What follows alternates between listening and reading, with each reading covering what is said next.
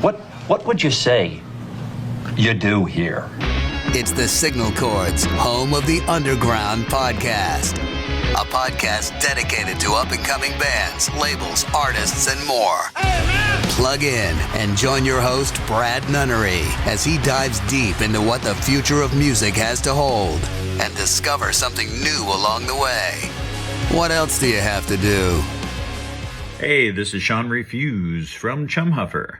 You're listening to Signal Chords, home of the Underground podcast. Sorry that I'm not sorry. It's just the way it is.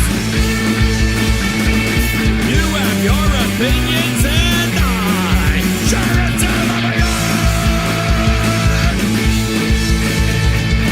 I'm not gonna change for you. Shouldn't change for me. Be apologetically yourself. I'll keep being me. Fuck you, I'm sorry. Fuck you, I'm sorry. Fuck you, I'm sorry. Fuck you, I'm sorry. Fuck you, I'm sorry. Fuck you, I'm sorry. That's the latest song and music video from our friends in Chumhuffer. It's called FYNS.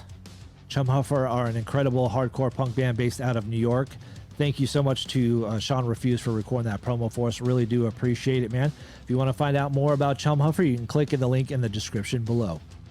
All right, thank you so much for joining. My name is Brad Nunnery. Welcome to Signal Chords, home of the Underground podcast, Season 2, Episode 2, presented by 1603 Designs. Set to talk to us tonight is a really killer post-hardcore / pop-punk band called Father Before Me. I've got Elijah Catrone all set to talk to us all about their new EP. It's called Sapphire. It drops on February 9th, as well as their show that's coming up a few days prior to in New York with a whole bunch of killer bands. We're going to talk to them about that show. We're going to talk to them about the EP, the 2 singles they just dropped, plus plenty more. So stick around, hang out. It's Signal Chords, home of the Underground podcast.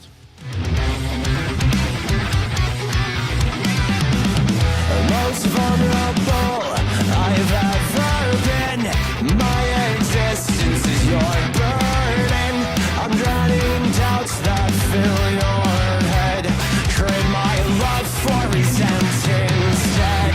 We had a chance to see the world, touch the sky, shake the earth below.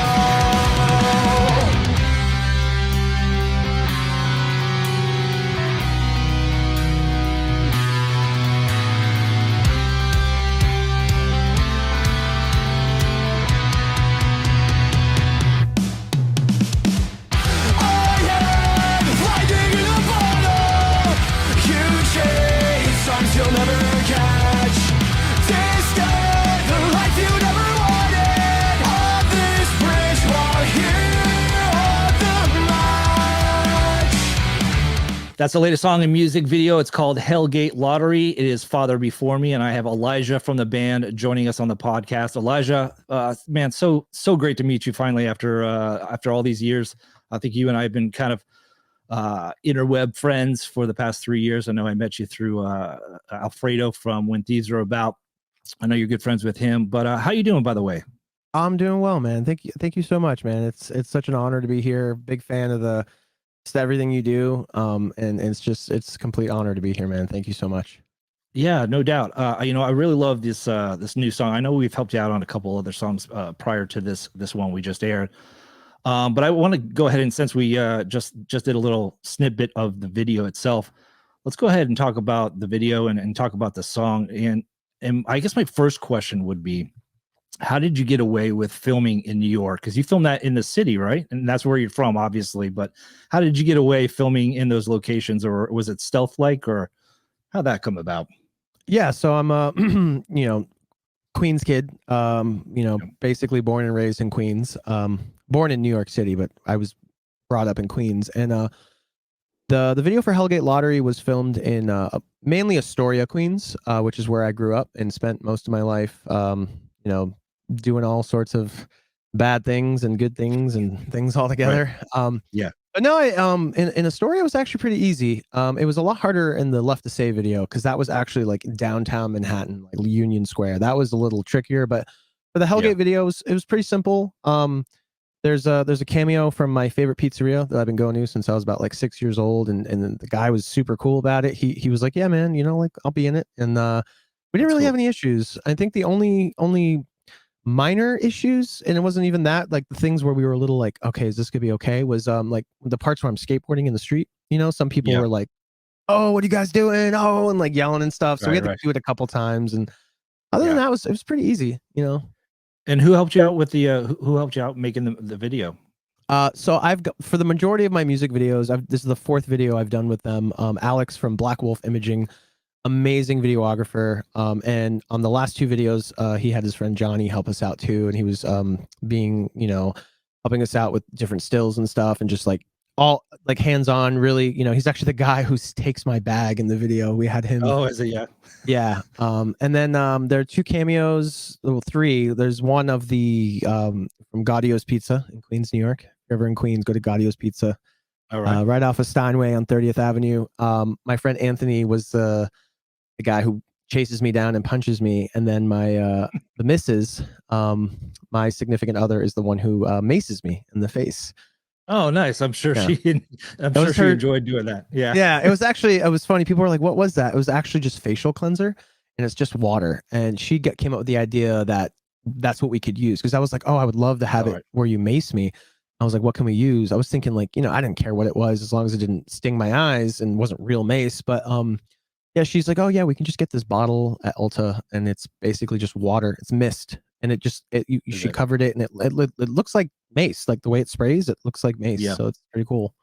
No, it was great. I just love the the different shots are all around town, and you kind of did that with Left to Save and stuff, and we're going to talk about that here soon. But so what's the deal with the frog hat in the music video? So that's what I have to ask you. What's the story behind that?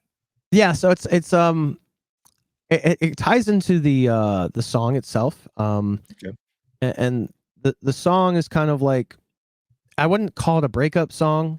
It's not really about like a girl or a boy or really about a friend. It's more about a type of person, and it's the type of person who kind of takes you for granted, and you're kind of in this situation where you're like, hey man, I have lightning in a bottle and you're off chasing storms. It's like, hey, I have it right here.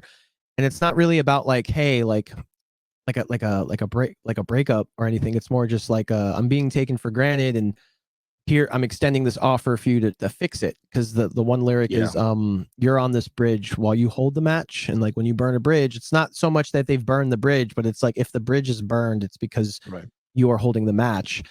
And I've been in many relationships, friendships, just all sorts of relationships like that, where I felt where things would keep going and progressing, and it was just it kept getting worse and worse. And I was like, oh no, this is fine. Like, it's okay. And that translates to a frog in boiling water, which is one of the lyrics. And if you don't know, a frog will stay in lukewarm water, and if you turn heat on underneath it, it will stay there and adapt to the temperature until it boils alive. And so the whole concept is that I'm this frog in boiling water, and all this horrible stuff is happening to me. So that was the concept behind that. Wow, that's a lot deeper than I thought it was. A little bit. How do I come up with a follow-up question after that? So is it something that a relationship that you were in, not necessarily I know you're married now, but I mean, was it a past relationship that you were in where you got your inspiration from it, or you're just speaking in generalities of maybe friends you saw go through it? Or definitely from my own experiences, but it's not necessarily about one person. It's about a collective of these people. And a lot of that I went through in the neighborhood I grew up with like growing up with friends. People split apart, people, it's not always bad blood. It's just kind of like, it's kind of how life goes. You kind of you lose touch, and some of the lyrics address that, where it's like, one of the lyrics is like, I even say like, dude, I can't even blame you. I don't even blame you. And it's kind of just like, it's more of a broad statement, and it is directly influenced from some of my past relationships, some of my past friendships, and even some of my past, just in general, even with family and stuff, and it's more of just like that, and also I want the listener to interpret it in their own way and be able to Sure. apply it through their own life too. So it's open-ended in that sense. Yeah, and that's that's what I think, in my opinion, makes a really good song, where it's open-ended, but exactly, kind of what you're talking about, and it's relatable, right? And it's like, okay, that kind of scenario that you just put out there, it's very relatable. Anybody who's ever had any type of relationship and has gone through that or will go through that kind of stuff, and I've been in those positions as well, like you give every every opportunity to make it work, and sometimes it just doesn't, and you grow from it, and then years later you write a song about it, and so yeah. It's funny because it's the first, most of my lyrics are very uplifting and very like positive and like, hey man, you'll make it through this, you got this. This is like the first kind of like, I don't want to say downbeat kind of song, but it's the first one that's been like emotionally challenging and investing, where it's not always like, I don't know, it's kind of like it's the first one that's kind of like a, for lack of a better term, it's the first like emo song, I guess you can say. Sure. Yeah. So what when you were putting this song together, what did you have the lyrics down and then the music came about and you just wrote to the way the song would structure as far as lyrically, or did you have like a really good, that you have that solo at the beginning and then you're like, okay, well, what can I put this through? And do you have like an arsenal full of lyrics, or how did that song in particular come about? Most times when I write lyrics, I kind of will say things and then I'll be like, hey, I really like that, let me write this down. And this song kind of evolved because it was kind of a lot of, I'm a guitar player, but I grew up as a punk kid, so I grew up on ska and punk rock and metal and stuff.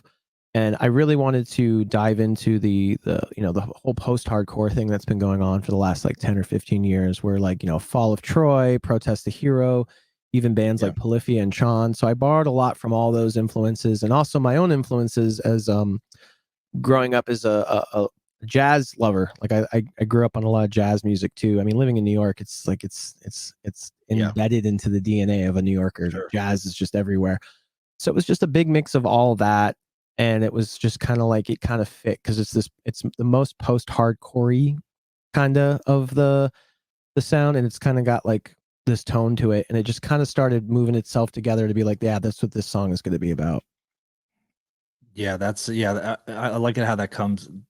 What I've noticed about a lot of your songs, you can hear definitely a lot of influences, to say the least. I try to pinpoint like, what does he sound like, and I had a really hard time because, and you and I were talking before we started hit and record, and I'm going to bring up the Misfits now. I might as well just I might as well just get it out of the way. So I'm trying to think of like the music.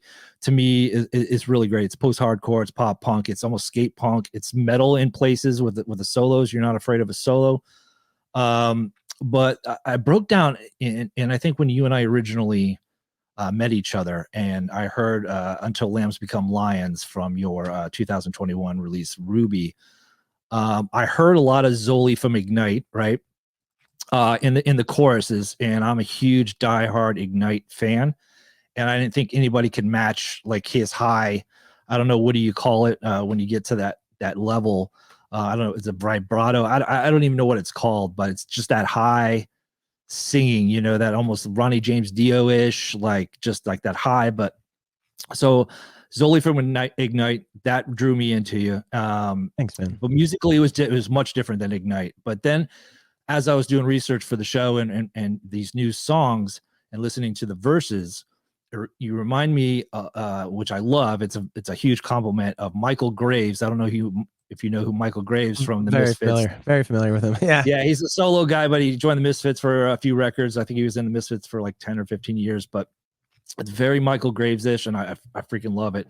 There's definitely an influence from Michael Graves, kind of like Michael Graves, Anthony Ranieri from Bayside, Greg from Bad Religion.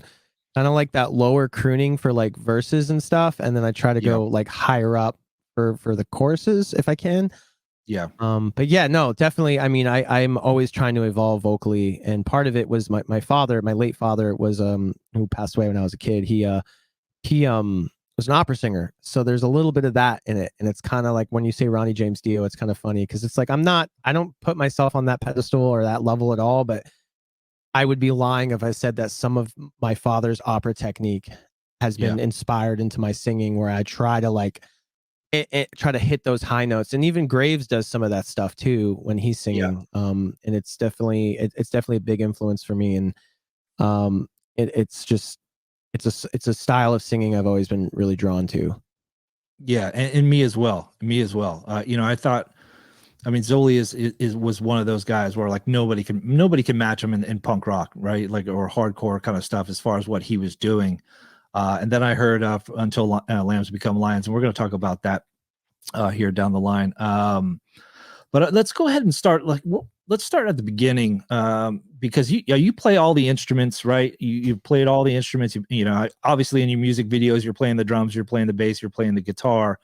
So and I've always admired people that can play multiple instruments, nonetheless, record everything and put songs together.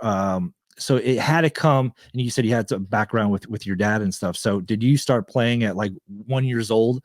No, not at all. When did it all start for you? So it's funny because like a lot of my friends are older than me growing up, and a lot of my friends were all metalheads. And the first band, like the band, like there's a lot beforehand. Like there was like what's his name? The guy from the Wonder Years, not the band, the show. Fred Savage. Fred Savage was in a show or a movie called Dinosaurs. It was in the early 90s. And there's this one scene where there's like a green T-Rex and he's playing guitar. Like that was like what kind of, and then Majora's Mask and Legend of Zelda, you get a guitar, and like there are things like that. But the one defining band that really wanted me to be like, I want to be in a band, I want to play guitar, was Blink-182. Like I heard the Mark, Tom, and Travis show CD, and I just borrowed it from a friend for a while and just listening to it over and over and over. So like I was about 13 when I started playing guitar, I guess, and I'd been a fan of like music, since I think I got my first Blink record. I don't know, like I don't know. I was in like middle school or whatever, and I didn't start playing guitar until I was about 13.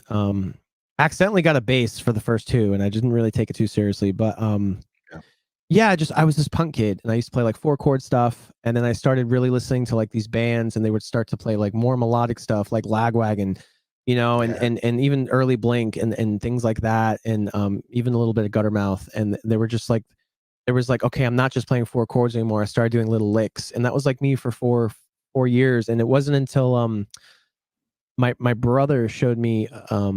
I mean, there were other things that influenced it, but I've always been a fan of like the Power Rangers theme. I mean, that's all like shredding and stuff. But my brother showed me a video of this guitar player from 1989. There's a video of him in Japan, and he just comes out shredding, and then he pulls out a yo-yo, and his name was Jason Becker. And really? Everything he did was, he actually was in a band with Marty Friedman from Megadeth.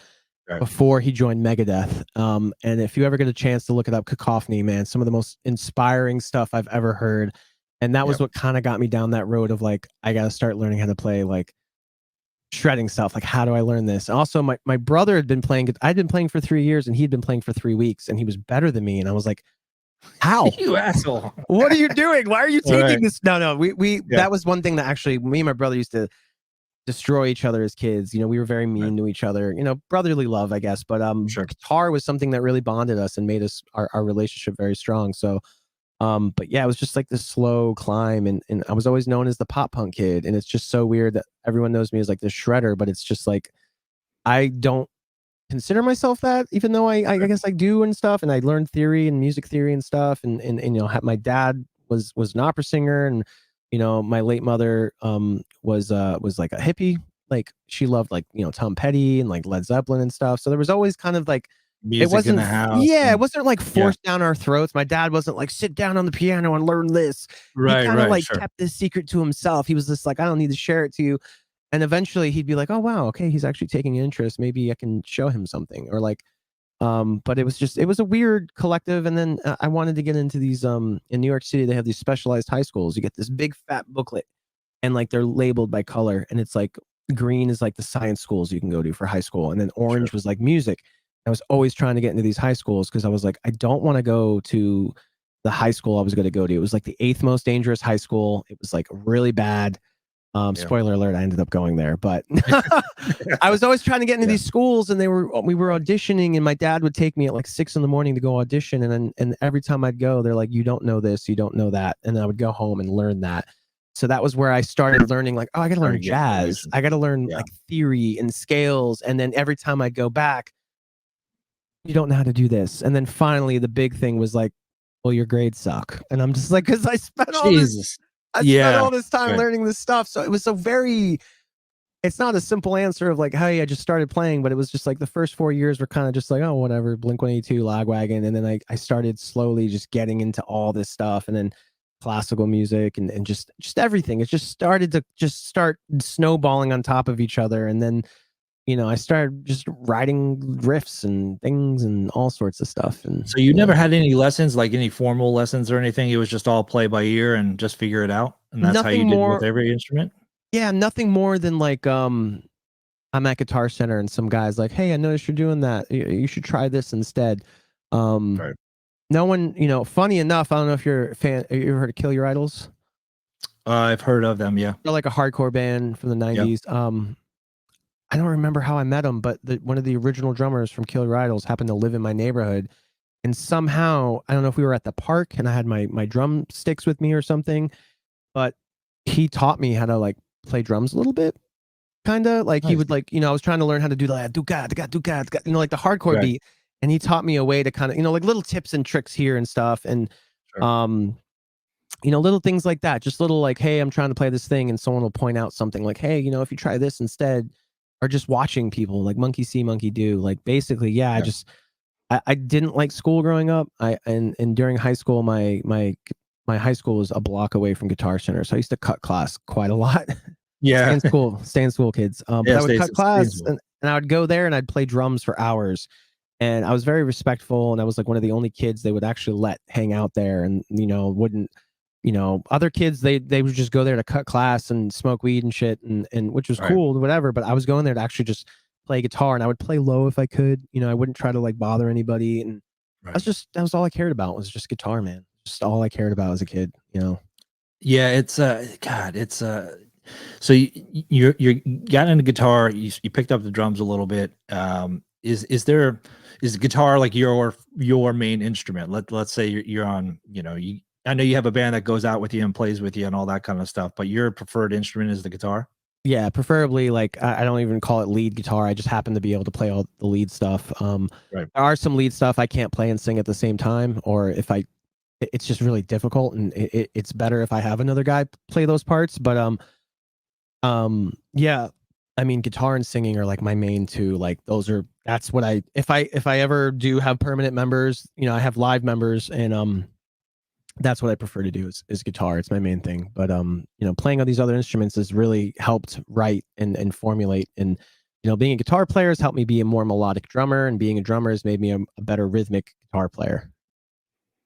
Yeah, that's awesome, man. And so you were talking about the Blink-182s and Lagwagon and all that kind of stuff. But what are some of the bands that you're into now that are challenging you, that make you want to put out, kind of like make you feel like that kid listening to Lagwagon or listening to Blink and continuing it on? I mean, because there's such a resurgence, should I say, for pop punk nowadays, and the post-hardcore. Like post-hardcore is pretty much is like in my wheelhouse as of late. A lot of really cool stuff. But I mean, punk hasn't died. Pop punk hasn't died. There's a lot of great bands out there killing it. What are you seeing out there? I'm sure you see a lot of bands out there in New York. Oh yeah, I mean, there are two bands that have always been kind of like in my pocket that I always listen to. Would be Bayside, and they're from Queens. I grew up going to their shows as a little kid. And then there's a band from Canada called the Flatliners, or another band. I've been really into, because I do all the music myself. I grew up I was a scene kid. I used to, I still wear skin tight jeans, and my hair is still parted to the side, and that's more of like that's just how my hair is. I'll show you pictures of me at like 4 years old. My hair's party to the side. You know what I mean? Yeah. It's just kind of floated that way. But Beartooth has been a really big influence for me. Just because I think his name's Caleb. He records and writes all the songs too. So that's big for me. A lot of video game metal, like Power Glove. This guy Toxic X Eternity, he's like a YouTube / Spotify guy. A lot of like, as far as like post-hardcore, like Wolf and Bear, you know, Dance Gavin Dance. Even as far as like guitar stuff, like just like shredders and stuff. And anyone that's out there playing shred stuff, I'm sure like once or twice I'm listening to them. I listen to a lot of local bands. Do you go to a lot of shows in New York? I do my best. I do my best. Do your best. Yeah. It's tough because, like, you know, like just shows are so expensive now and broke. And I mean, I drive now, which helps. I've been trying to go to as many shows as I can. Like, I do my best. Sometimes I'm just not able to because it's like, oh, kind of can't this weekend. I got to like figure some other things out. And because I'm all by myself in this band, like every little thing has to be done by me. And if it's not done right, I got to like figure it out. And by the time I have any minute to myself, it's like, well, it's 9 o'clock. Like, just going to play some Fortnite and just go to sleep. Like, yeah. What was the first band you ever saw? First band I ever saw was Patent Pending, The Sleeping, High School Football Heroes, and Bayside at a venue called Red Zone in Queens, New York, which is, you know, rest in peace. Red Zone was a great venue. It's kind of just like no matter who was playing, someone would be there. And, you know, all those bands basically went on to do like really nice, awesome things. I mean, Bayside is like, they're huge. And it was just weird because I grew up like going to see them and like the bands like The Sleeping and stuff, and even Patent Pending. I mean, they did a song with Avril Lavigne. They were more of like if you ever get a chance, they did a song called Hey Mario, which is really funny. And they do a lot of team ups with like Bowling for Soup, you know. But that was like my first show, and I didn't know how to skank, and my friend was like, "Dude, come here." And I learned how to skank in the bathroom. Yo, did you? Oh, did you? Yeah, I learned how to skank in the bathroom. Going like I was so nervous. I was so nervous, and now I'm like always like I don't like mosh pitting so much. Like I'm not really big into like, you know, slam dancing and stuff. Punching the shit out of everybody. Yeah, I mean, it's like, you know, if you grew up in New York City, a lot of that stuff is, for lack of better terms, it's kind of ruined the scene because it's like, you get it. It's a heavy part. You can slam dance, but some of these kids who do like the crowd killing stuff, it's like, you're breaking things in this venue. And I'm not trying to say we got to like clean up after ourselves, but when you're like throwing a chair into the wall, like that guy has to fix that wall now, and he doesn't have the money to do it because he didn't even make any money off this show. He's letting us play here and stuff. But like two-stepping and skanking and crowd surfing have always been like, we when she was my girlfriend at the time, we've been dating for like 10 years now, but when we first started dating, we went to skate and surf, and we saw Midtown, and I never got to see Midtown, and I loved Midtown, man. There's a little pop punk kid, so they're playing my favorite song, and I was like, "Can you hold my hoodie?" And she was just like, "Dude, I don't know how you did this, but like 2 seconds later, you're up there crowd surfing." Yeah. And same thing, like 11 years later, we went to go see Bouncing Souls the other night, and we won those tickets off of a radio show. But my favorite show went on, and she's just like, she like holds her hand out, and it's as if to hold something. I like gave her my phone, and I jumped up and I ran up on stage, and I they were playing Kids and Heroes. I started singing, I started like singing along and stuff, and I was just like, and then I jumped off and crowd surfed, gave the singer a hug, and you know, like I love that. You know, and I love when kids jump up on stage for anything. It's cool, man. It's, you know. Yeah, we were my friend and I were at it was a Volbeat show. My friend had never seen Volbeat, and they were playing at the House of Blues, and we're just chilling, a bunch of old dudes, you know, at the bar, and everybody's like in the pit and doing their thing. And you know, the older we get, the closer to the bar we go. And we're just hanging out. It's like the little sidebar at the House of Blues in Orlando, and the door to the backstage opens up, and a security guard like looks at like 20 of us and goes, come here. And we're like, okay, we go in there. They pull us out. We go on stage with Volbeat, and they sang thank you. You know, I don't know if you heard that song, We Thank You People. No, I know the song. Oh, that's so cool. But yeah, we went out there and just fucking, and we were on the stage for the whole song, and they gave us the microphones and all that kind of stuff. Oh, that's so cool. It's just shit like that you'll never forget, you know what I mean? Yeah. It's and there's been a lot of different times of doing that kind of shit, but when you're a kid and just being able to just jump in the crowd and do it. But yeah, I'm with you on the moshing thing. I was never into it. I think the last time I did it I was at a No Use for a Name show. It was Rest No in Use peace. for Name. No Use for Name, Dance Hall Crashers, and Limp.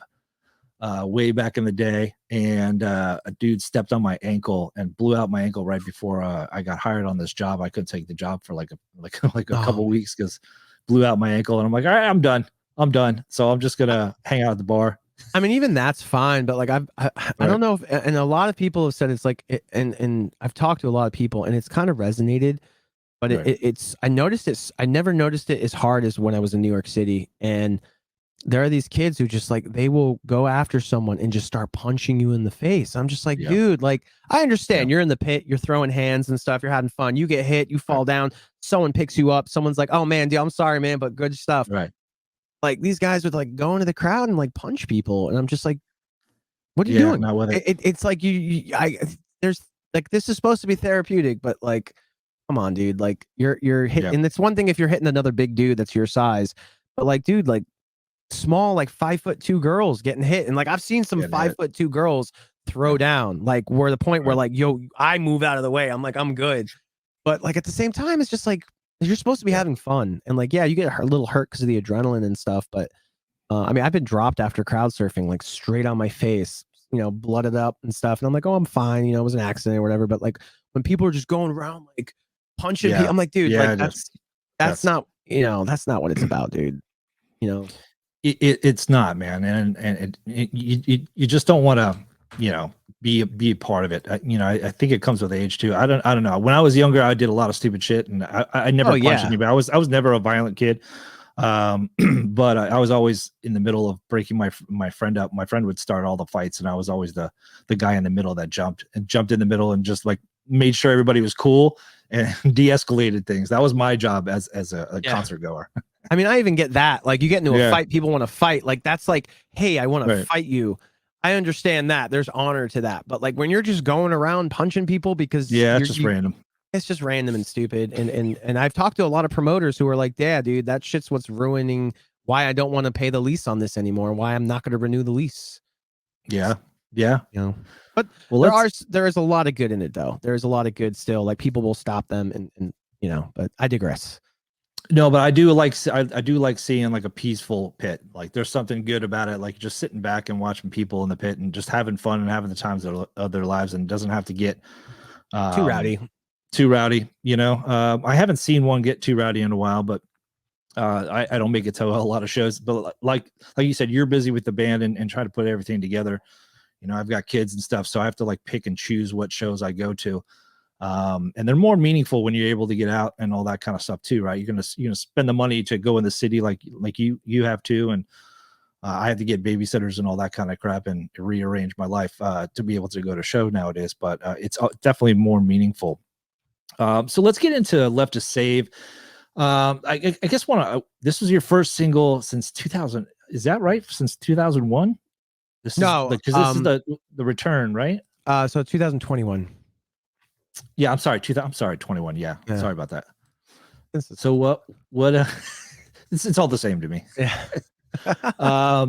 So what took some time? I mean, a couple of years between singles. Why did you decide to come out just now and put new music out there? Should I say?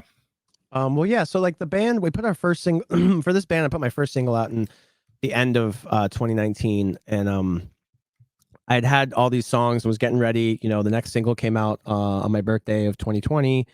And then I went during the pandemic, like during lockdown and all that, I went and recorded Ruby with like Lambs and all those songs and like slowly put them out. But a lot of, I was supposed to have this was supposed to have come out the year before, but a lot of it was just really trying to dial in like, okay, like I wanted to re-record this part because I was like, I really want to re-record this part, or I really want to add this part, or I really want to like switch this around. There was a lot of like, because there was a lot of stuff that like I'd never really done before. Like so there's screams on this new EP. Never done screams before. There's a lot of like dual harmony clean guitar stuff I've never really done before. I wanted to add a lot of that. A lot of it was me and the missus, we moved, and we it was like a big move for us, and a lot of stuff happened, and finances and just making sure, and I was like, okay, I don't have to rush this. I'm going to take my time with it. And I think it's like about a year and a half, almost 2 years time. The songs had basically been recorded since like the end of 2021. Like they were basically like, Okay. I had gone on and tracked them and wrote them and stuff. But I just there were so many things I like George Lucas did. I just wanted to keep adding things and putting things in. Yeah. And for the better too, because there are some parts I listen back to the old demos and I have every file they've ever sent me. And I just really wanted to like add things and make sure it was done right. And then a lot of it was like life and stuff kind of got in the way, just like, moving, we moved into a house now, not in a small apartment. So it was just kind of a lot of these like, okay, let's just get settled in. Let's get this, Sure. now I have a place I can have my drums. So I was like, okay, I want to like fix some things up and do some things and kind of just make sure that, because this is the third part of this trilogy I've decided to put out. And it's just, I wanted to make sure that like it kind of happens a certain way. And I didn't want to rush myself. But I promise you it will not be 2 years before I release new music. Wash away the grief, wash away the pain. Only time will tell what will remain. Keep your head above, sinking in the water. Following these steps, calling out dear Father. When the light slips away in the night through violent waves, better days are what we crave. Tell me what is left to save. I totally get it. Life comes in the way and Money things too, you have to take. Oh yeah. Yeah. And all that kind of stuff. Yeah. But, and especially, and you might be a lot like me. When you go back and since you're recording everything, you have basically all the say, right? So it's great. There's beauty in that, right? You don't have to worry about, the bass player wanting his parts in, or the drummers wanting their part, or the guitar players wanting. But at the same time, you're your own worst critic, right? And you're constantly overthinking. Like, how much overthinking do you do when you're making these songs? Because you have all the time in the world to put these songs together, and then like 2 weeks will go by, and you're like, man, I need to do that, and then you procrastinate. If these songs have been recorded since 2021, End of 2021. yeah. All right, so 2022 technically. We'll call it 2022. Yeah. There you go. But yeah, I mean, so like, how often did you have to go and like have different thoughts and go back and say, oh, I want to do this and do that? Is it a painful process for you, or do you just want to make sure it gets right? And then once the song comes out, you feel happy about it? Yeah, both. A bit of both. I mean, when I first went in, it was like October of 2021, and it was the first time I drove out to the studio because I just got my license, and I was trying to get the whole responsible, New York City, you don't need a driver's license, but I was like, I need one because I want to be able to drive, go on tour and do this stuff. And I record at Atrium Audio with Carson and Grant from Atrium Audio. Great, amazing producers. They're so cool, man. Like, so I go out there and I basically live in the studio. So it's like they have like this is their third studio they've had since I've recorded with them. So like 3 different EPs, all recorded at different studios by the same producers. But this new one is like, it's like a big campus. And there's like different pods, they call them, where they're the buildings. And one of the buildings is where they got a studio, and one of the other buildings is a hotel. So I'll go there, live there for the week. And like in that October of 2021, I went, did the drums, the bass, and the rhythm guitar, and like a couple of vocals. And I really wanted to add like backup vocals and stuff. I never really did like, I've done gang vocals and harmonies, but I really wanted to start adding like call and responses. And I would just think of something where I was just like, I went back twice.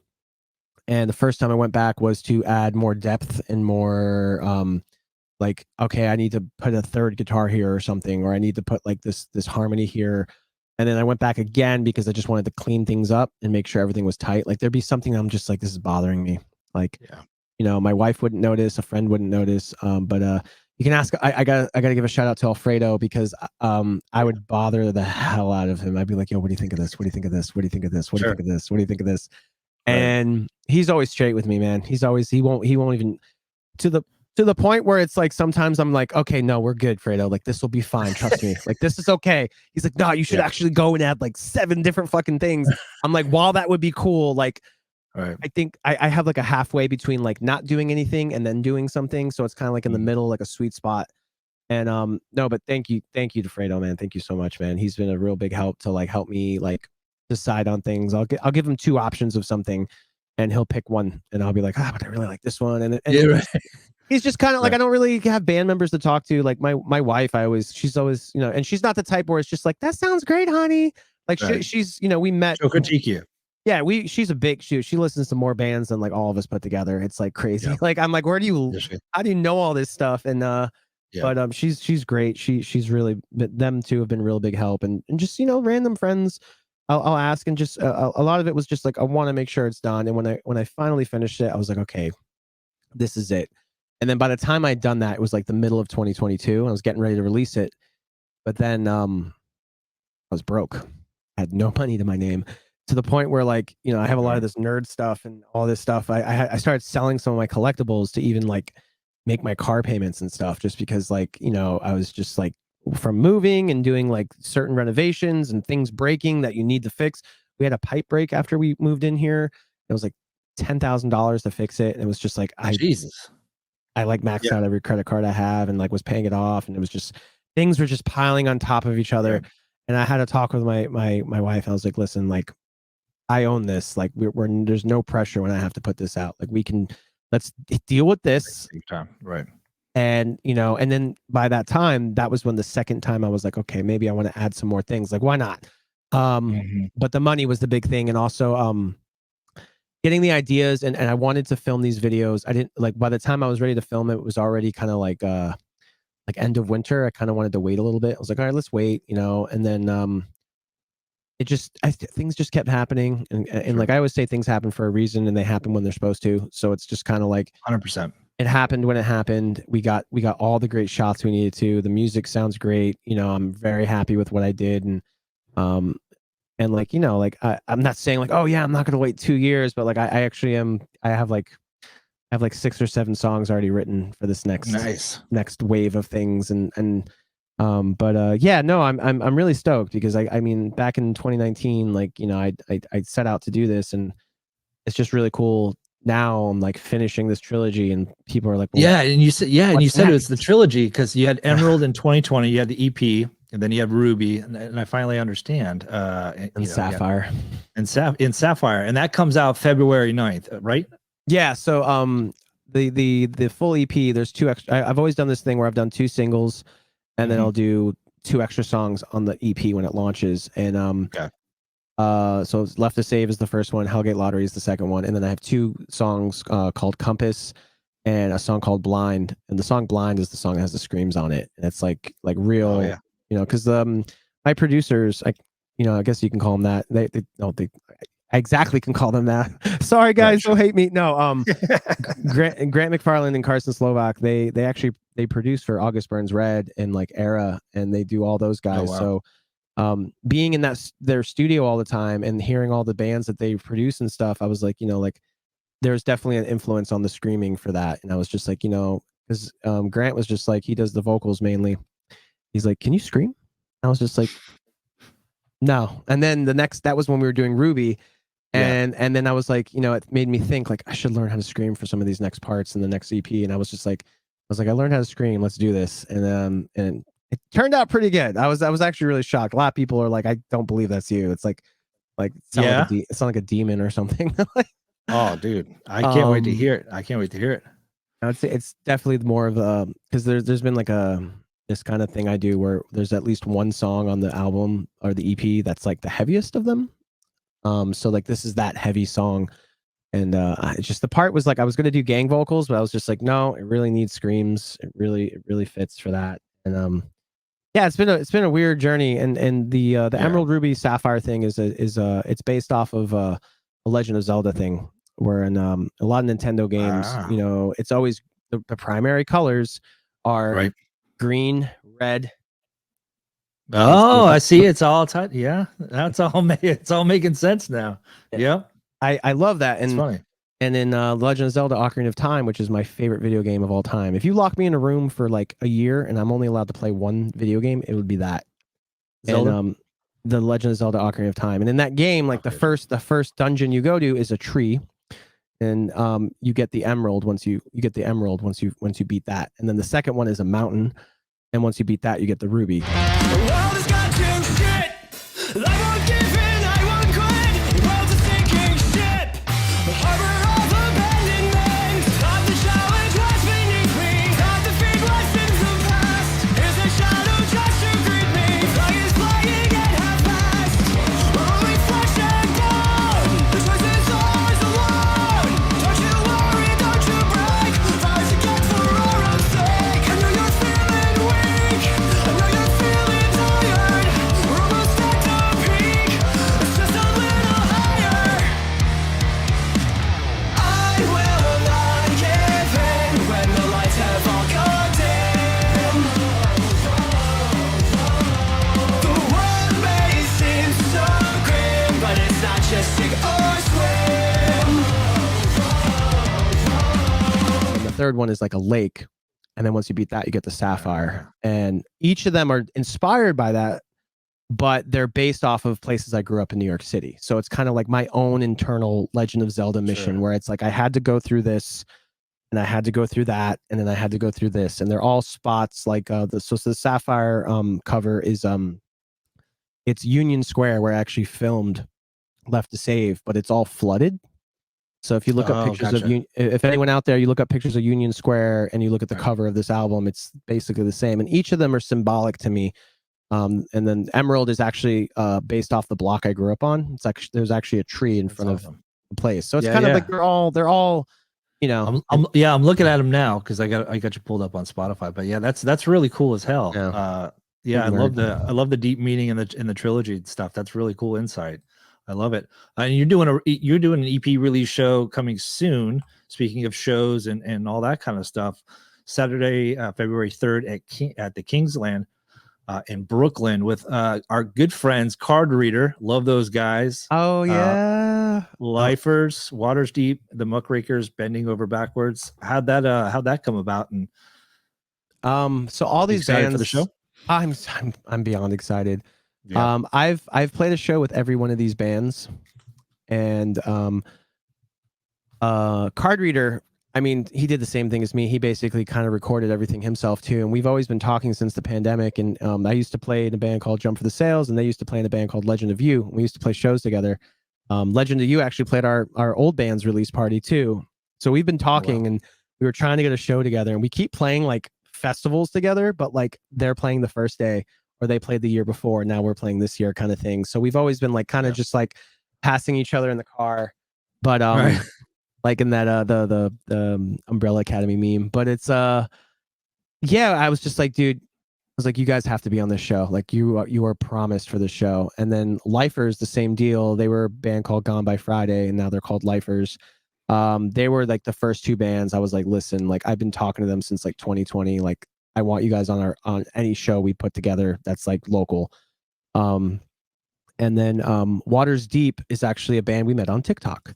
And they're amazing. They're more of like a metalcore kind of band, but they have like My Chemical Romance and like, you know, like Escape the Fate kind of roots too. So they kind of they do have like punkier post-hardcore kind of vibes. But they're on tour, and that's what we decided to book the date. Gabe hit me up and he was like, hey man, I'm like looking for a date February 3rd. You know, can you help us book something in New York? And I was like, like, yeah, I can. I'll make that our release show. And it just kind of worked out that way. And then the Muckrakers, I mean, I have so much to say about them. They're amazing. The Muckrakers, Kyler, they play for the band The Muckrakers, and they put us on our first show for Munostock, which is a festival independently run in Long Island, New York, and they do it every year, and they're doing their 12th year this year coming up. But so it was kind of like, I have to put them on the show. And then Bending Over Backwards, my old band had played a couple of shows with them, and the first four bands include, the first five band, Lifers, Muckrakers, Waters Deep, and Card Reader had already had their slots solidified because kind of like they had done me favors, and I'd done them favors. Kind of like they solidified, like, you guys need to be on the show. We've been talking about it for months and years, but we needed an opener, and I didn't want to just put anyone on it, and I didn't want to just, but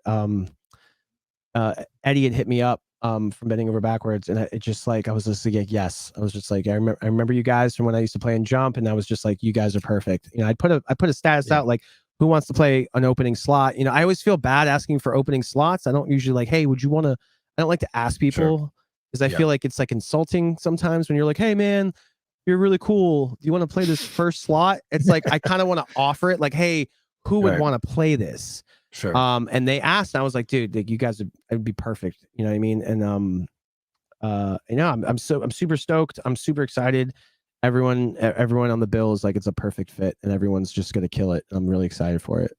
So let's talk about the guys that you have in the band that are performing. How did you guys get hooked up? Are you guys been friends that are filling in for all the instruments? And tell us a little bit about how that all came about. Well, the biggest influence and the biggest band member right now has been Baja Blast. He's the fifth member or the fourth member. It's like the fifth Beatle or whatever. Starting with the furthest back, I guess you can say, I've known Nick, who plays bass, very talented person. I've known Nick since like 2007, and my old band, I met him through a drummer that we had in our band, and we kind of just, we were big nerds. We like Star Wars, we like video games, we like music and shredding and all that stuff. And we kind of just always kept contact. And when I was starting Father Before Me, I didn't know if I wanted to play live or not. Like, I always did want to play live, but I wasn't sure if it was feasible. But I always reached out to Nick. I was like, Nick, man, I'm going to need a bass player. Because a lot of my songs, while some parts are simple on bass, there are a lot of parts that are like slap bass and like all over the place. And it's been the hardest member to really find someone. So I've always just like been like, hey man, you still, like, every couple months when I don't play a show, I'd be like, hey man, you still down to play? He's like, yeah, dude, I'm fucking ready. So he was always kind of like there, like, just ready to do it. And when the time finally came, he came through, and we he's been kicking ass ever since. And then Jeff on guitar, another person I used to play with his band back in my old band. We used to play a lot of gigs around, and always really great guitar player, great singer. Oh man, they're like talking about Misfits. He's all about that. Like, his band is very reminiscent of like Misfits. Big horror fan, big like Resident Evil fan, also big nerd. And we always see each other at Comic-Con, and we were always just hanging out. And he was kind of like the last person I thought of in a way. And it wasn't so much like, oh, I don't want to use Jeff. It was more just like, I always assumed he was busy with his own stuff. And then we hung out at Wildwood, which is basically like Jersey Shore, and there's like roller coasters and stuff. And my wife on the way home was just like, well, what about Jeff? And I was just like, why didn't I think of Jeff?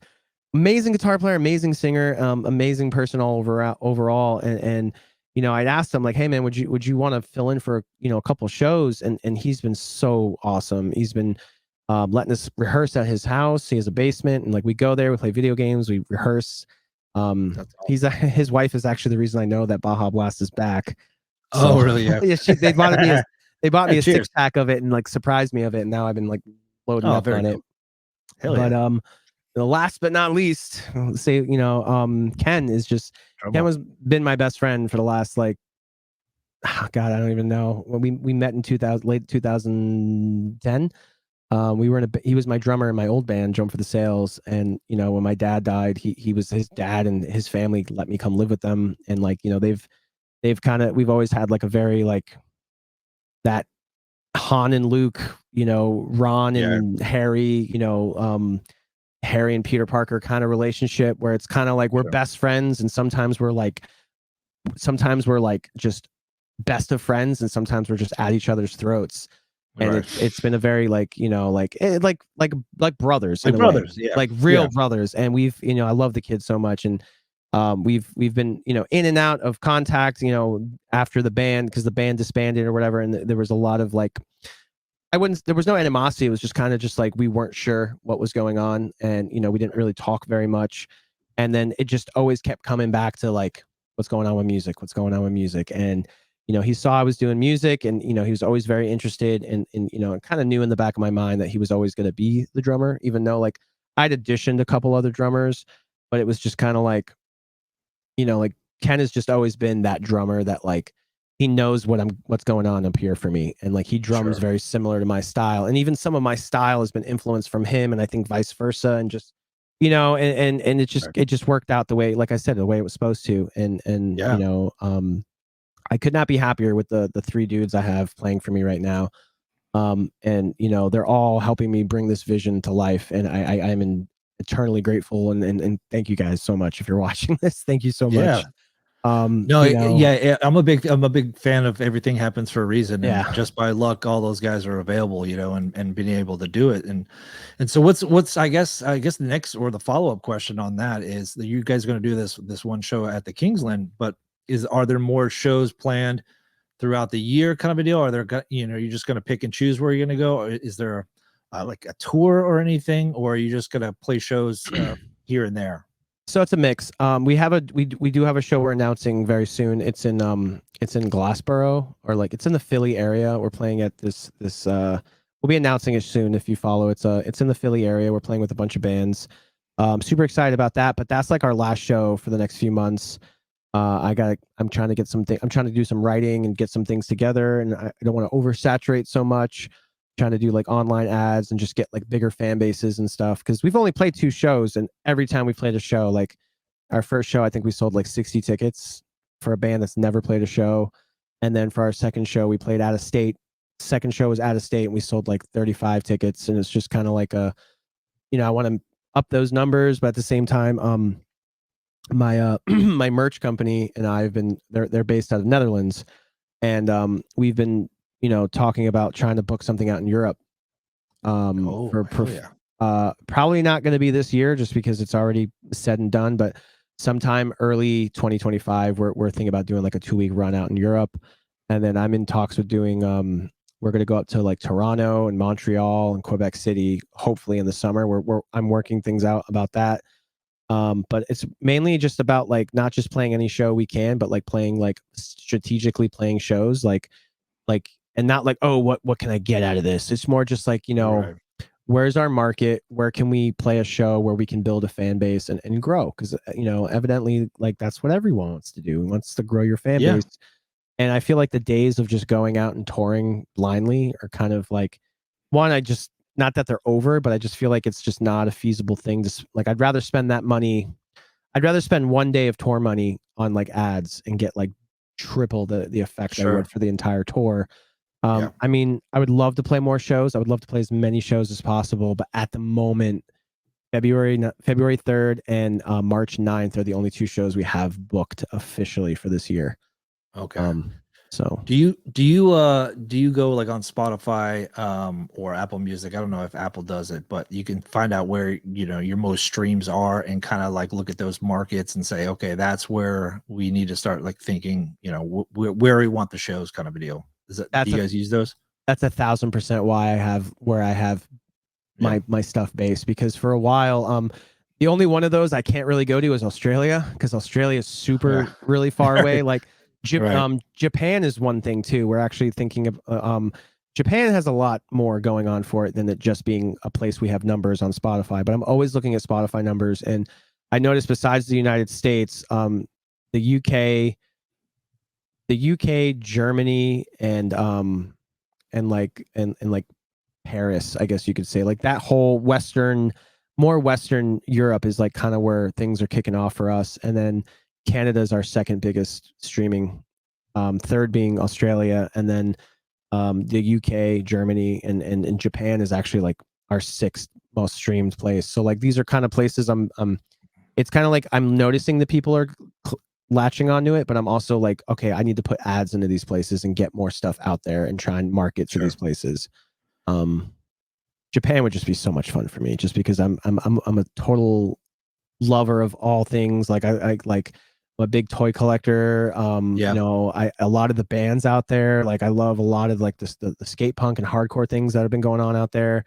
And just like a lot of the culture, me and my wife we're big weebs. We love like anime and like, not that that's Japan, it's like I'm not saying that at all, but I mean, there's just like, there's the Nintendo store out there, the ramen, the food, and and just, I want to go to the Square Enix store. Like there's a lot of that in there too. Like it's a place, but it's also the music scene is so thriving right now. And like Marty Freeman, I mean, I don't know if you know Marty Freeman, like he basically became a Japanese citizen, speaks fluent Japanese, and that's all he does. Really? Yeah, he just hangs out and he's a superstar in Japan right now. And that's awesome. They love the style of music that like we're doing and stuff. And it's just kind of like, it's just like a no-brainer. The only thing is it's like $3,000 round trip for each person.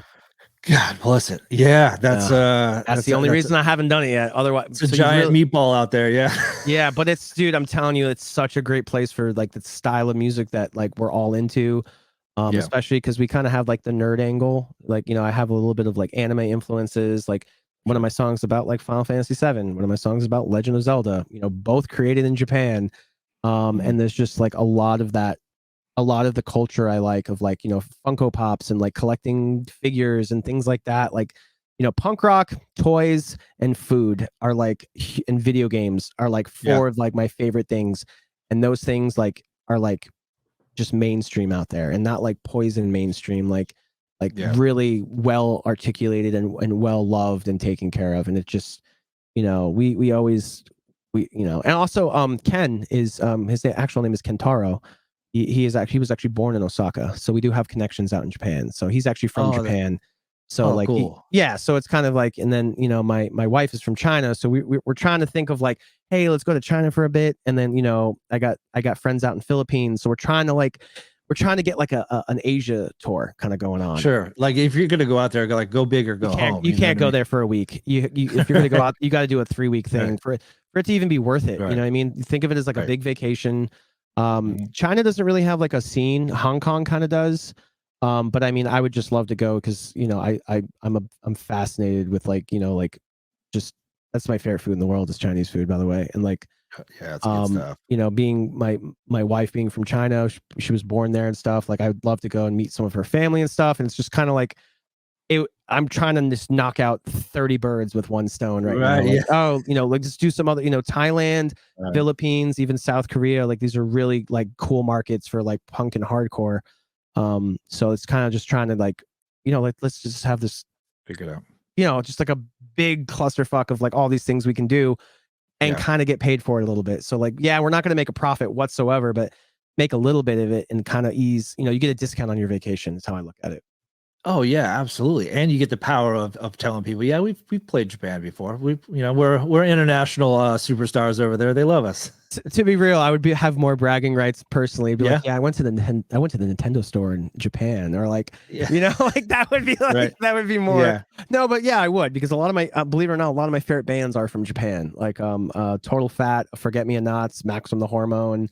There's so many, man. It's just like a lot of my favorite bands are actually from out there and stuff, and it's so sick. Like some of the culture out there is so sick. Just like also that I've never left the country, man. I've lived in the United States my whole life. I've been to about maybe like 40 to 45 of the 50 states, maybe more, maybe less. Mainly the mainland states, but I've never been to Canada. I've never been to like South America or anywhere below the border. I think as far south as I've ever been was Texas and Florida, but like I'm just I'm eager to, if I'm gonna go travel, I always think like, hey man, like if I'm gonna go to Japan, or if I'm gonna go to China, or if I'm gonna go to like Europe, or I'm gonna go to Canada, like book a show with it so it can like be fun, but also like I don't feel like I'm like not like wasting my time, but it's kind of like I said, killing two birds with one stone. I get to go on vacation, and I get to play music for people. Yep.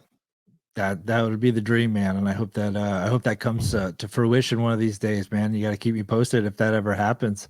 Japan, I don't know about. That's the tough one, but Europe is like actually, our good friend is gonna help us book a tour for early 2025. We're working on it now, a whole year in advance.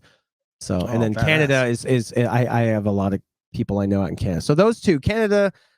We're definitely coming to at least Toronto in that area very soon. Within the next like 6 to 8 months. Once I and how far is that from New York? From dude, Toronto's 7-hour drive. I could do that's this day if I really want to. Yeah, and then I have so many friends out there. Like we have no problem playing and crashing places. And the same with Europe. I have a lot of friends out in the UK and Germany and Netherlands. Cool. And like those are two places I would are very feasible, and like it's more of just about booking it right. But I mean. that's kind of where we're at with it. Like, I don't want to, like, you know, when I was a kid playing local shows, we would play every freaking venue we could. And now it's about like, I do like this thing where I like 50 miles, 2 months. Like, I don't play the same show in the same vicinity of like 40 to 50 miles within 2 months. Try to like, you know, I don't want to oversaturate, like, you know, because then people are like, oh yeah, you're playing next week. So like, I'll just come to that show. And like, I just try to like, I don't, whatever other bands want to do, that's on them. But for me personally, like, Right. I like to spread You the have your shows out. lane. You have your lane. And then it feels like an event, because it's like if you know, if you have like a movie series, like, you know, like that's how Star Wars was getting for a while, where that's what made Star Wars special, was it was like, we got to wait these 3 years for this next movie. Whereas if it comes out every 2 months, you're just like, well, you know, another one. Here's another one. I'll watch it later. I'll watch it in a month or so. So, you know, not that I don't mind that, but at the same time, it's just trying to be strategic, trying not to annoy people, and like just trying to stay in my lane, and, you know, not in like, oh, like stay in your lane, that's not punk rock, like not like that, like just like focusing, staying the course, like, you know, trying to do what I need to do, and you know, and just, you know, make as many relationships and friendships and just good memories, and like just for other people too, not even just for me. Like, I want, when people come out to a show, I want people to have like the best time of their life. I want them to go home and be like, damn man, I can't wait to do that again. Yeah. You know? That's awesome, man. I really appreciate you taking the time. Good luck with Sapphire when it comes out on February 9th. So February 3rd, just real quick, you're doing a physical release for this, right? And like you were saying when in a little pre-show meeting, you said that you're going to do a physical release. Is that going to be at the show at the Kingsland? Yeah, so Kingsland show, 1 week before the EP come out, we're actually doing a pre-drop for a merch. It's a new t-shirt for Sapphire, and we're doing a physical drop. So the EP comes out a week early for those going to the show. And we will have both CDs and new shirts and merch for sale. But then it'll be live on Spotify a week later. So if you come to the show, you get everything a week early. Badass, man. Well, thank you so much for taking the time and talking. So much, so great to finally meet you after all this time. And I know you and I have talked about it forever, but we finally did it. No, thank you so much, man. I mean, I had so much fun. I love doing stuff like this. You know, like a lot of people are like, oh, I just want to play music. I'm like, I love all of it, man. I love, you know, it's a journey, man. I'm totally invested in all of it. And thank you so much, man. Thank you for everything you do, for not even just me, but for all bands out there, man. Thank you so much. Thanks, you're doing a fucking service, dude. More than you know, man. I really appreciate it, brother. I really do. Where can people find you on the interwebs, and best way to get a hold of you? So you can contact me. I manage all our pages. Wherever you find yourself on social media, whether it be Facebook or TikTok or Instagram, Father Before Me on all socials. We do stream on Twitch Tuesdays and Thursdays. You can go check us out there. We do kind of pre-scene, behind the scenes stuff. Sometimes we hang out and just play video games and listen to music. But yeah, anywhere you can type in Father Before Me, will most likely be there. That's awesome. Well, I'll put the links in the description after this is all done, and so everybody can get a hold of you as well. So Elijah, Father Before Me, you are the man. I really appreciate it, dude. Look forward to talking to you at some point when you guys are touring Japan, and we'll do a live remote or something from there. Oh yeah, man. Thank you so much, man. I can't wait, man. Yeah, brother. All right, take care. Later, man. Thank you. See you.